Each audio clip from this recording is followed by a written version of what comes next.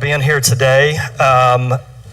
This is a huge event, and I can tell, and I'm not going to mention any names, but there's at least one person in the crowd that I tried all of last year to get to come to Rotary, and he ignored me over and over and suddenly is here in the audience today. So, well, then we certainly won't call on him for a question. I don't know who it is, but that's usually the career-ending, game-changer individual. So. We've got a lot of ground that we're going to cover. I know there were some topics that were important to you that we worked on with staff to build some questions in. We'll cover some parts of the LEARNS Act. We're going to cover the Natural State Initiative, economic development. But first, before we dive into that, I wanted to give you an opportunity to give us a state of the state and update us on these first 7 months.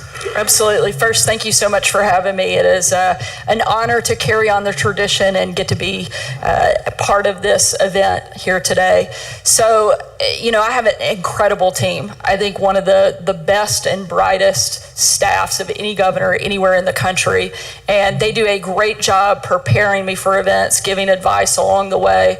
But I've found that sometimes the best advice that I ever get is from one of our 3 children. My husband, Brian, is here with me this morning.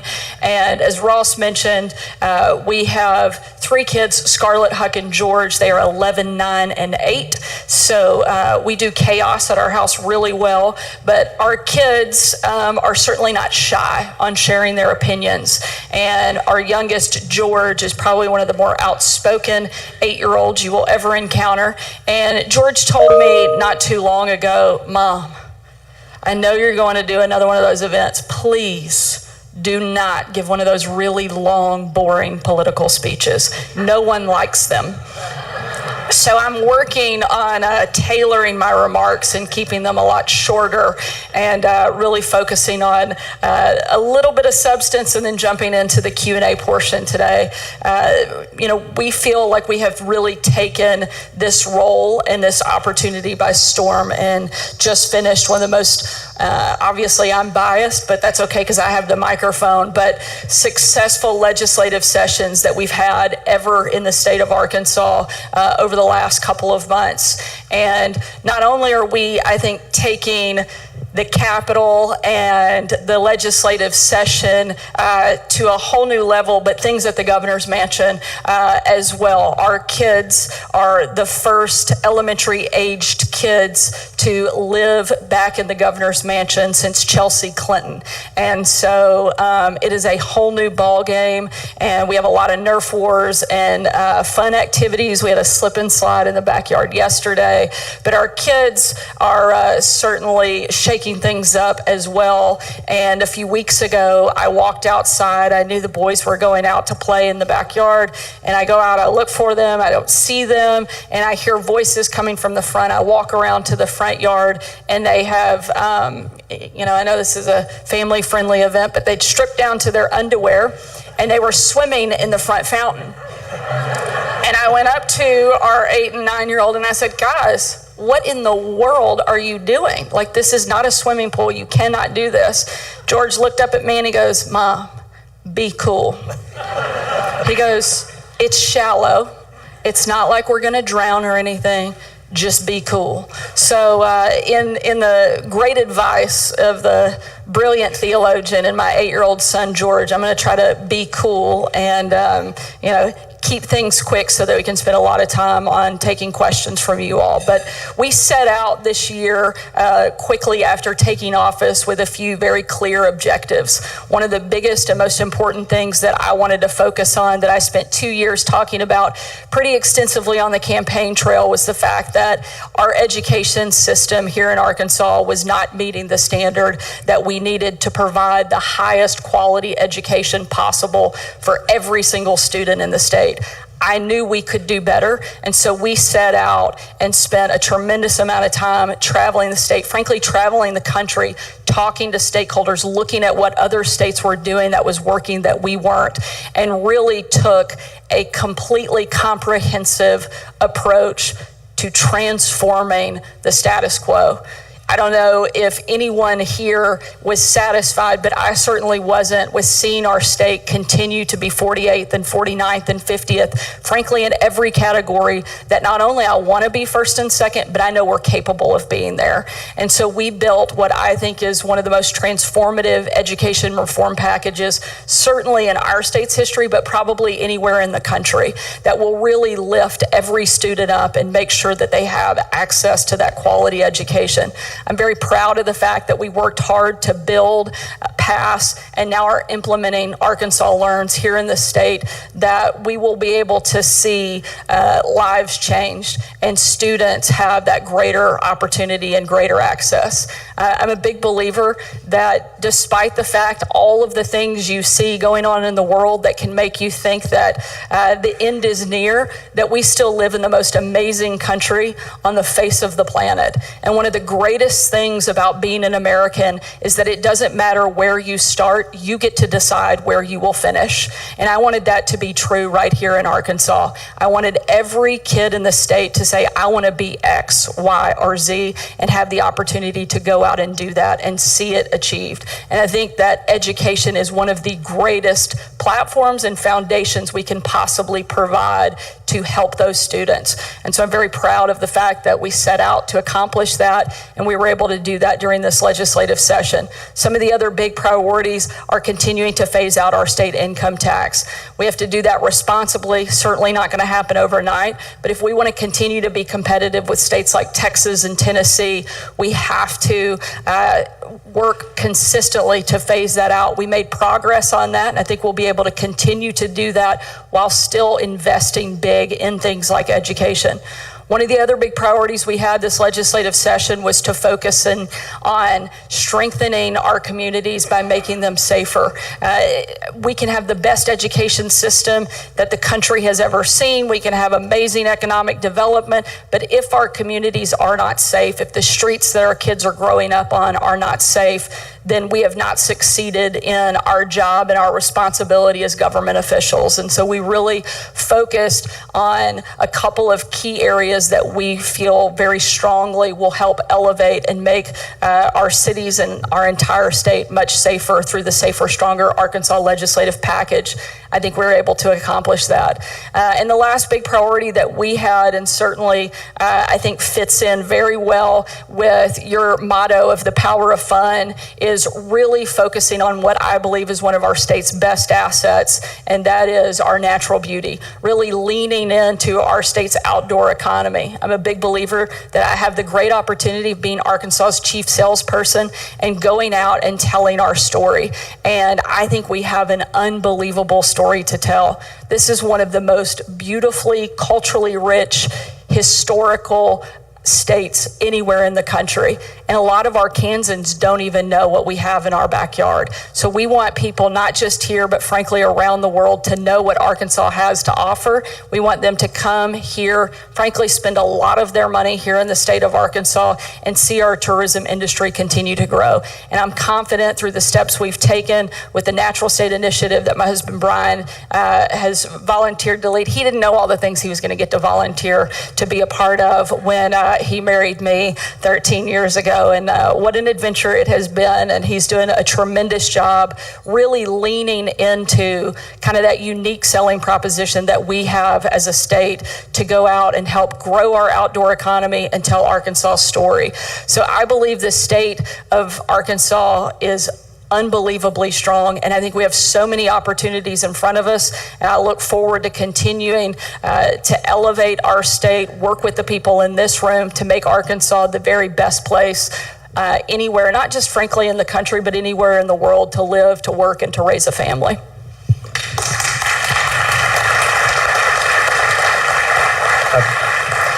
Appreciate the overview there. We'll drill down. You guys will notice some familiar themes as we kind of walk through the questions. And then we're also going to, inevitably, there will be a follow-up that I miss or something that you came and have a burning question. And the governor's been gracious enough to allow us some time for member questions at the end. So bear with me if I miss one. you can follow up and you can ask. So I want to start with the LEARNS Act. There's certainly no shortage of pieces of that we could discuss, but I wanted to start with the literacy component of that because that's something that's been such a focal point for our club, including last year we launched a literacy lab with the Little Rock School District, seeing exactly the same things that you have. I wonder if you could talk through some of the components of that literacy piece. I know one of them shocked some people, the third grade reading level, and not being able to advance beyond that if you couldn't read at grade level. But frankly, it seems like we've got to do something. And so I wonder if you could kind of walk through that and why you chose some of the things you did around literacy. Sure. I think that one of the most important things to look at is that the greatest probably data benchmark that we have for any success story in education is all tied back to literacy. If a child is not reading and not meeting that most basic benchmark, particularly by the time they hit that third grade mark, then we know we are setting them up, frankly, and just to be very blunt, for a lifetime of failure. That is one of that critical make or break moments. A child up until third grade is learning to read, and after third grade, they're reading to learn. And if they aren't able to do that, not only do they fall further behind, but it almost becomes impossible to catch up. And so really leaning into that space was absolutely critical. And Arkansas was at the very bottom when it comes to the number of our students that were reading at or above a third grade reading level. There are various different tests and markers that you can look at, but on average, only about 31% of Arkansas third graders were actually meeting that critical benchmark. We know that if a student is not reading also by that point, there is a 70% chance that they will have a lifetime in poverty. If that doesn't startle and scare you and put you back on your heels, that 70% of students who aren't reading by the time they hit third grade are going to live a life of poverty, and only 31% of Arkansas third graders are meeting that benchmark. If that doesn't shake you into making some significant changes, frankly, you shouldn't be part of the solution, because this is an absolutely critical point for our state.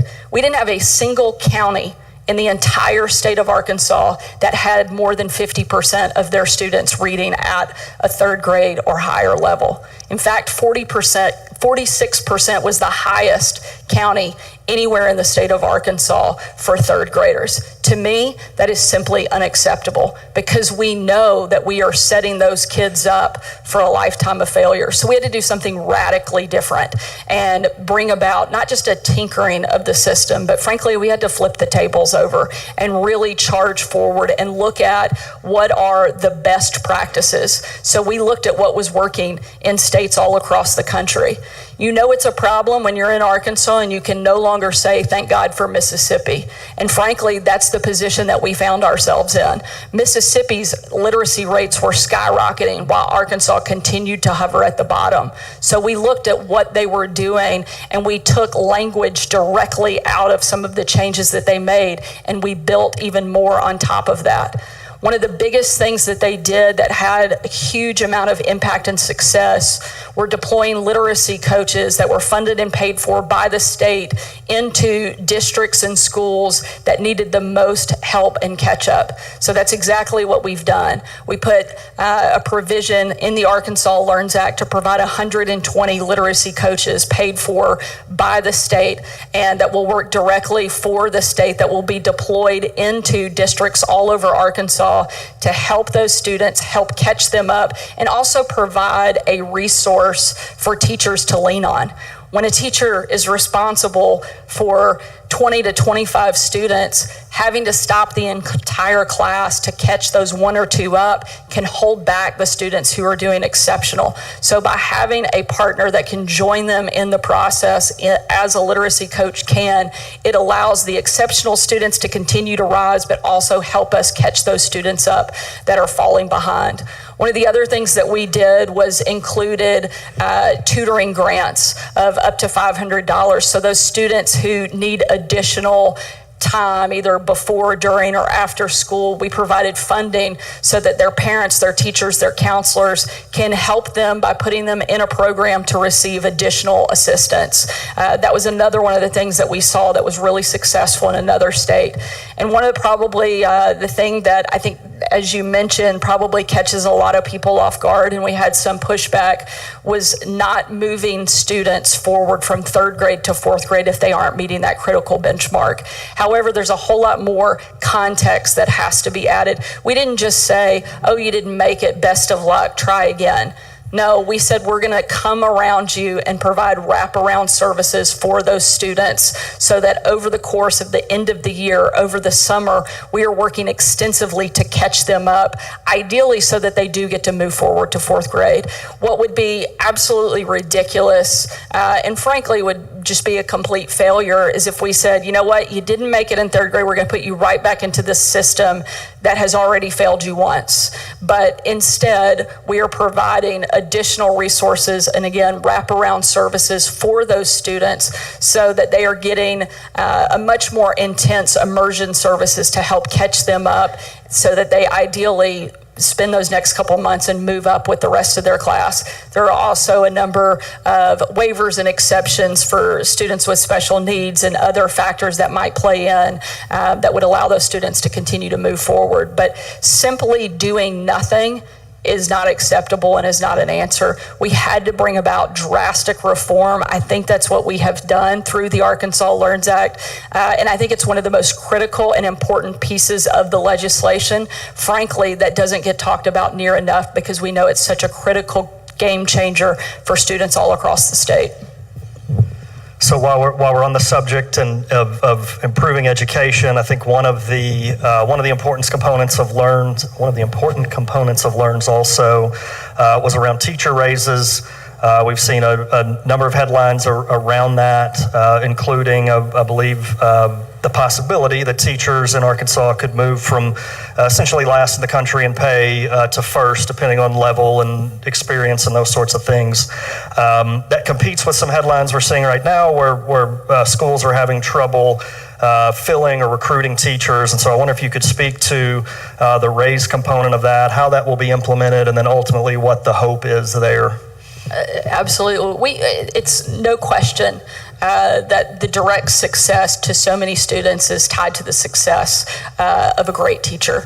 I'm sitting here today because I had amazing teachers who forced me to be better, who pushed me to excel and go beyond what I knew I was capable or what I thought I was capable of doing because they believed in me. And we need all of those amazing teachers that we have in Arkansas, one, to stay in the classroom, and those that are thinking about doing it, we need them to join the ranks and be part of that process. So making sure we took steps not only to retain, but also to recruit the best and the brightest and hardest working public servants out there in our teachers was incredibly important in this process. So we looked at what we needed to do to be competitive. And one of the most important things was raising that base pay. But it wasn't simply just giving new teachers a raise. It was making sure that every single teacher in the state of Arkansas received a raise. That was something that was really important to the members of our legislature, as well as to our team, was making sure that every teacher was rewarded. It's not just the paycheck, it's also the message that we're sending, is that we understand your importance, we see the value that you bring to the table, and we want to make sure you know that we feel that way. And so by elevating Arkansas from being frankly 48th in the country to starting pay to top 5, and when you adjust for cost of living, we're number 1 in the country for starting pay now for teachers here in the state of Arkansas. That makes us competitive with California, Texas, New York, Florida. Literally every state in the country, our teachers' starting pay is now at a competitive rate. And that's a big thing for a state like Arkansas. And so doing that was really important, but also adding those teachers who have been in the classroom for a long time. We made it sure that every single teacher in the state would receive at least a $2,000 pay increase. And, you know, there's some pushback that maybe we're not rewarding the teachers who have been there long enough.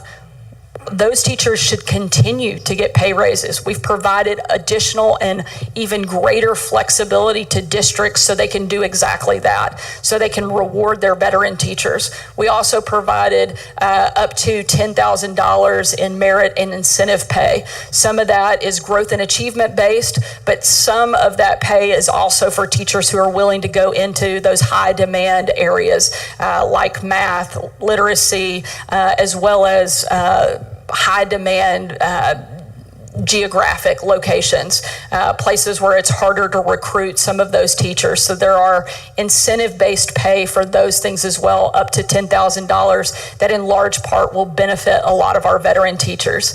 In addition to that, we also included not only the language, but the funding. The key part is that the state is footing the bill, not just for 1 or 2 years, but in perpetuity for these raises. Every dollar that a district was receiving prior to LEARNs, they receive, and now they're going to get additional significant funding on top of that. One of the, I think, biggest misconceptions is that this is somehow not positive for public education, when in reality, this is the largest investment we've made in public education in decades. And so it is a very big positive step in bolstering public education across the state.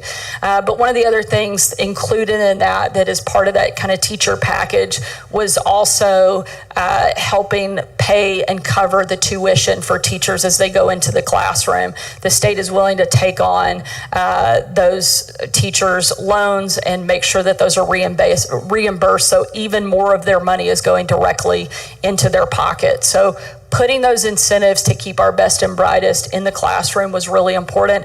And this isn't the end. It's the first step, and it's a very important one, but it gives us a place to build from and continue to add on to from here. While we're on the subject of funding, I think one of the recent headlines was the state has a surplus north of $1 billion. I have some ideas on how we could spend that. We'll talk after this is over. But I wonder for you, have you identified some areas where we could invest some of that? Certainly don't want to spend all of it, but where are the greatest needs there? Certainly, I wish that the sole decision was up to me and I got to just decide, but I get to work with a lot of my good friends and partners in the legislature on how we can do that. Certainly, I have some key priority areas, as I know they do as well. I want to continue to invest in education because I know it's one of the biggest difference makers and the best places as a state that we can invest. One of the other things that I mentioned earlier that I want to continue to do is responsibly phase out the state income tax. Things like this allow us to do that. We want to continue putting more money back into the pockets of Arkansans all over the state. And I think that we will have the opportunity to do that over the coming months. You mentioned the state income tax, and of course the rallying cry for a lot of people is, oh my God, we don't want to become Kansas, because we've seen what happens if you don't cut responsibly. Cutting taxes is often seen as a way to drive economic development.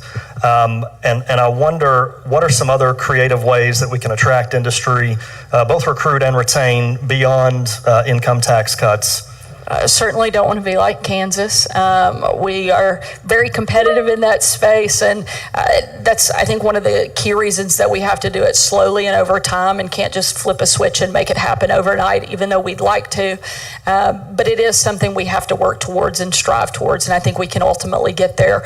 Other things that we can do that I think really help us change and grow economically, far and away, the number one thing I hear from every single business owner, every area of the state, it doesn't matter what type of industry you're in or what part of Arkansas you live in, the number one thing that every business owner will tell me that their challenge is workforce.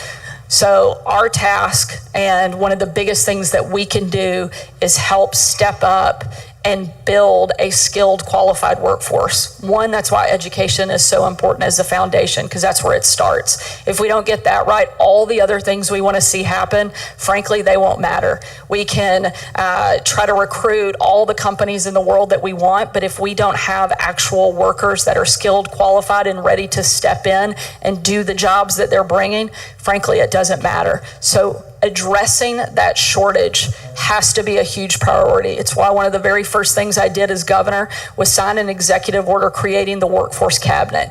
I was shocked when the very first time I sat down with some of the leaders in agencies that are tasked with working on workforce development. There are 7 different state agencies that have a workforce, either office or component, under their umbrella. And I asked them, how often do you meet? And the guy said, well, we've never met. I said, I don't understand. How is that possible that this is literally the job that each of you have and you've never sat down at a table together and talked about what one another is doing? And he said, well, I don't know, we haven't. And out of that conversation, the workforce cabinet was created. And not only are they tasked with actually sitting around the table talking about what they're doing, what's working, what's not working, but they have metrics and measurements that they have to meet. We don't want to just throw ideas out there. We want to make data-based informed decisions. And so that's what we're doing. There are things that we know that work. There are things we know that don't. But really leaning into this space has been a big priority. We also created a position called the Chief Workforce Officer, and I hired a guy named Mike Rogers out of the private sector who had been working for one of the biggest companies here in the state for the last 2 decades, going out recruiting and helping them find and train talent within their company. And so we took somebody with that private sector knowledge, brought them in and married them up with state government. And that's one of the biggest things, is bringing all the stakeholders to the table. So often education operates in a silo over here, your economic development team is in a silo over here, your universities and community colleges, they don't even talk to each other, and they're in 2 totally different silos. Your business leaders, your community leaders, they're not all sitting at the same table saying, here's the problem, what are we going to do to work together to meet that demand and figure out the solution? And so that's what we've done. I think that Arkansas has the ability to frankly really draw the blueprint and show the country what it looks like to do workforce development correctly. And I feel very confident that we're going to be able to really change the game, and that will be one of the biggest things that differentiates us, not only from keeping companies that we already have here to grow and to expand, but also the ability to recruit and bring new investment and new business into the state of Arkansas. Switching gears, I have one more question, then we'll open up to you guys. Well, that's all the time we have for today. Oh, gotta go. I'm just kidding. While we're on the subject of economic development, it's been no secret that the outdoor economy has been a big focal point. We had the opportunity to hear from the first gentleman and others a few months ago about the Outdoor Council. I'm curious, and you alluded to this some in the State of the State address to kick us off, but why was this personally important to you, and how do you see this actually being a driver of economic development for the state? I think one of the biggest ways is right now our tourism industry is our number 2 industry in the state, and growing that helps us do some of the other things that we want to see happen. Invest more in education, invest more in public safety, phase out our state income tax. As much as I wish that we could cut government enough to get rid of our state income tax, that's just not the reality. You can't cut your way out of that. You're going to have to grow different sectors of our economy. And one of the biggest and most unique selling propositions we have as a state is our outdoor economy. And one of the most amazing things about it is it's something that can be enjoyed year-round. A lot of other states can't tell that story the way that Arkansas can. There's a reason that Arkansas's nickname and our motto is the natural state. It's because we have unbelievable natural resources and natural beauty right here in Arkansas. And we need more people to understand that here in our state, but also around the country, and come experience what Arkansas has to offer, whether it's hiking, biking, fishing, hunting. There's so many, bird watching, I've learned is actually a very big industry in the state of Arkansas to bring people in to spend their time and their money in our state parks, our restaurants, our hotels. All of those areas benefit by our tourism industry. And we have, like I said, unbelievable natural beauty, and we should be experiencing it ourselves and helping other people see what we have to offer and growing that industry as much as possible. All right. Thank you. We're going to open it up to the floor for member questions. Well, that and was I think quick, Kenny. we I have don't know. runners. We have runners with mics. Hi, Kenny. He looked way too prepared and excited to ask a question. Front row seat. So I first want to, forgive my voice, I first want to thank you for leading by example with your intern program, because you have given kids the opportunity to start careers, of which we're going to have a meeting coming up shortly. So thank you for doing that. My question is, in the perfect world, not holding your feet to the fire on this, what would you love to have as the progression of the reduction of that state income tax? So we've done a quarter, we've done a half. You know, I understand you got to adjust that based on a lot of factors, but in your perfect world, what would you like to see? I mean, in a perfect world, I'd like to see it at zero. I think you have to be careful because the economy and the environment can shift, and that's why we have to do it over time, and we can't just immediately take it to zero. The good news is Arkansas's economy is really strong. It's doing very well. People are working, and Arkansas is rising, which means we have more of an ability to do it faster. I'd like to see it during my time as governor, certainly, over the course of the next 7.5 years. But I think the key is not doing it fast or on a specific timeline, but it's making sure that we get it right so that we don't hurt programs and care that we offer through the state. So is my diplomatic answer, Kenny, of saying I'm not going to answer that question completely. So. Oh, go ahead. I'd like to ask about the aviation and aerospace industry and what you see in its future, and if you could expand upon what how your trip to the Le Bourget Air Show was. Absolutely. I think this is one of the spaces that Arkansas has so much opportunity. One thing that a lot of people probably don't know is now our number one export, just over $1 billion, is our aerospace industry, and it is absolutely booming, and I think it will only continue to grow and expand from where we are right now.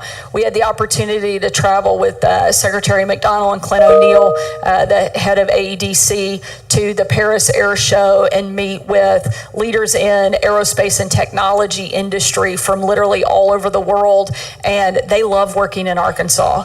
Some of the biggest names in this space already have operations here, and I expect us to be able to announce expansions of some of those operations as well as the recruitment of new ones over the next couple of years. This is an incredible opportunity. That industry is doing this. It's not going anywhere. It's going to continue to grow, and I want it to grow right here in Arkansas, and I think we have all of the components necessary. But I will say the biggest thing, and I already mentioned it, so I don't want to sound too much like a broken record, that we heard from every single one of those meetings that we sat down with is we need Arkansas to step up on the workforce side. And so we heard their request, and we're going to do everything we can to meet that demand and make sure Arkansas not only meets expectations but exceeds them when it comes to workforce and meeting the needs that that industry has. So what I wanted to ask about, going back to literacy, and I applaud you for those efforts because I agree, it is a huge problem. But we have some incredibly rural parts of the state, as we all know. So some of those services that can wrap around kids in central Arkansas, northwest Arkansas, and other more populated parts of the state, those services exist. But is there an effort for the companies that provide some of those services to move into some of the more rural parts of the state? Any incentives to get them to do that? And then how could we as business help achieve that and help those children? I know several of us have helped, kind of coaching, but that's not that intense work those children need.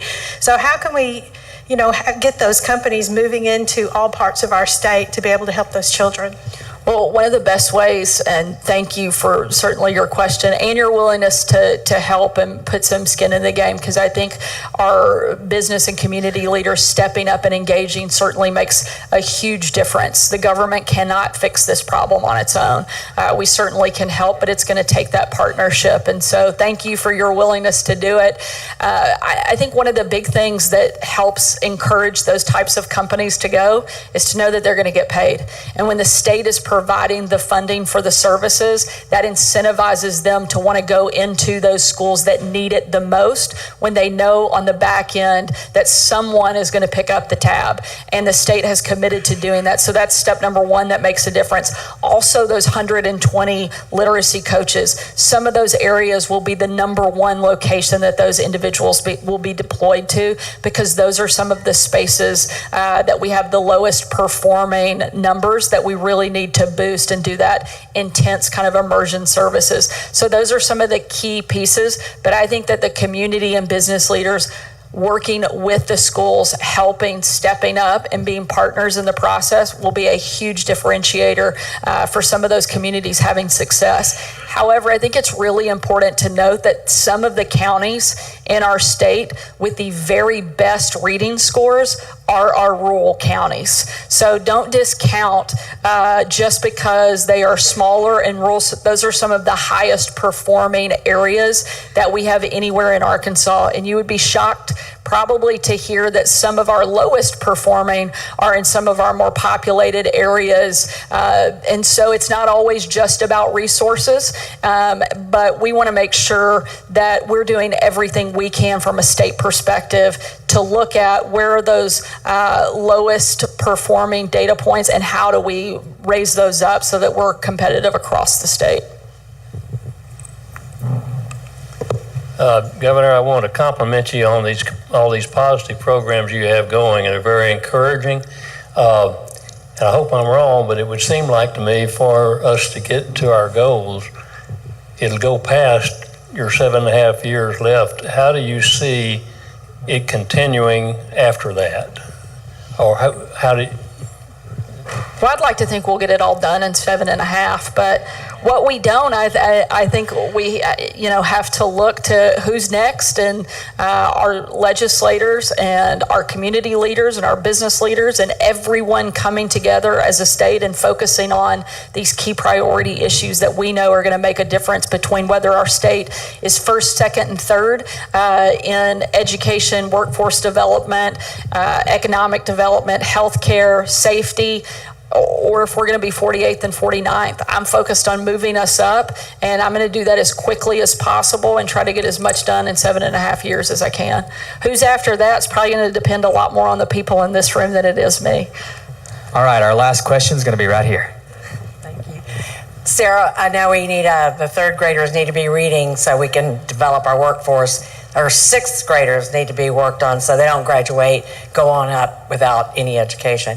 But we have a workforce out there that needs to be educated, and that's the people that got out of high school and really didn't succeed and didn't go anywhere. We have people coming out of prison. Those people are ready. What are we doing for adult education, adult training, those things that can really create some high-paying jobs? We already have those people sitting there. How do we go get them, and what do we do with them? I think you are exactly right. It's one of the best pipelines of workers that we can find are these people that we can help bring additional skills and training to so that they're actually in the workforce instead of dependent on the system. That's the ultimate goal. So we've done things that I think help on a high school level, but those individuals, the adult education, we're investing in some of the workforce and training programs at our prisons, working with Secretary Profuri, who is doing a great job of first taking an assessment of where we are, what's working. But one of the biggest things that we didn't have that I think helps put us in a better long-term strategy is we created a job and training database so that we have one central location that individuals who want to go to work, companies who want to hire, a one-stop shop for anybody looking to be part of workforce in some capacity can go. So if you are someone who has graduated from high school but has no additional training or skill that you need to take into the marketplace, you can go and say, look, I want to make $60,000 a year. Here's a job or two that I'm interested in. What does it take to get the training skills I need. Here's where I can go to get it. Here are places that will help pay for me to get that training.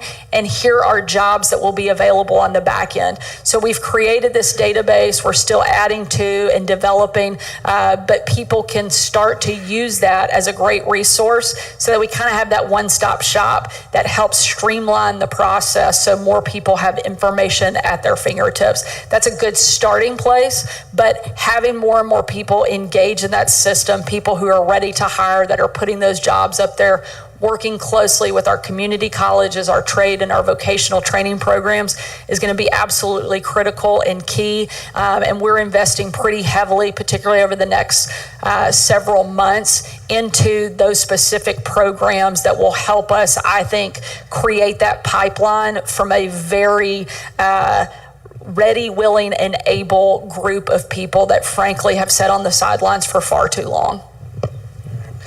Thank you guys for the questions. Governor Sanders, thank you for your time. Thank you for having me.